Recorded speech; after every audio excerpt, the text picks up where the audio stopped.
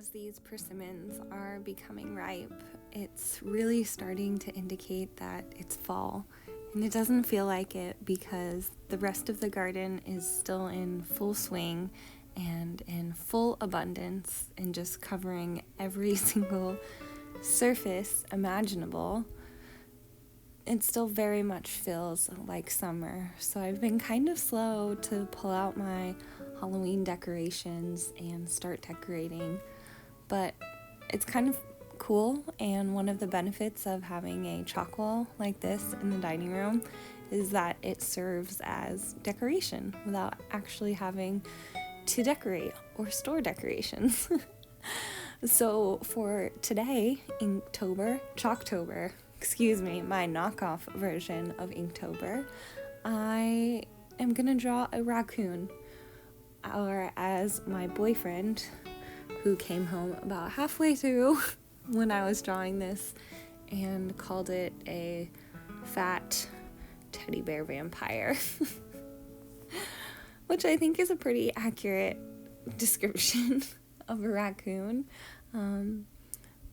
But for this one, I just found a reference photo on Google Images and wanted to tweak it a little bit to make it a little bit like creepy, cute, and chalk friendly, and kind of Tim Burton-esque eyeball, just kind of creepy, cute, something for Chalktober, spooky. So I started just by very roughly sketching out this cute little raccoon and using a damp sponge to erase any lines or clean up any lines that I don't want. I find like chalk is pretty forgiving, unlike something like canvas, or like if you're painting on canvas, or if you're watercoloring or something, if you make a mistake, you kind of made a mistake. But with chalk, you can just wipe it off and redraw it. So I really roughly sketch out this chubby little raccoon. And once I have the sketch, I like to smudge out all of the stuff that I just drew. And you can really see how that changes the texture and the look of the chalk. I feel like that gives it a much smoother chalk look. The chalk aesthetic, is that a thing? And it also like gives you a lot of dimension. It just smooths out your lines. You can rub in some shadows and some shading and a little bit of texture.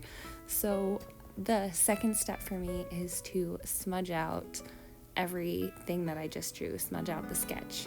Now that everything is nice and smeared out and dusty, I like to go back in and clean up the lines one last time. So any extra sketch lines or anything that got smeared or smudged out maybe too much, I also like to go around the image and kind of clean up and make the background as clean as possible, so that our chalk image is like pops off and is really high contrast against the chalkboard. So I just clean up any of the smear lines or any sketch lines that I no longer need. Then the last kind of step for me is to go back in and do the final line work or any highlights. So going back over everything and redrawing, re-outlining it, drawing in texture, adding highlights, adding little final details. For this raccoon, I wanted to make him a little bit scruffy and fluffy and chubby and cute. So I go in and clean up his eyeballs even more. I have some pictures over on Instagram of the finished product if you guys want to follow along over there. Or if you guys want to follow along here, make sure you are subscribed for the whole CHALKTOBER series, and I am just so pleased with how this cutie turned out for today. He's so sweet.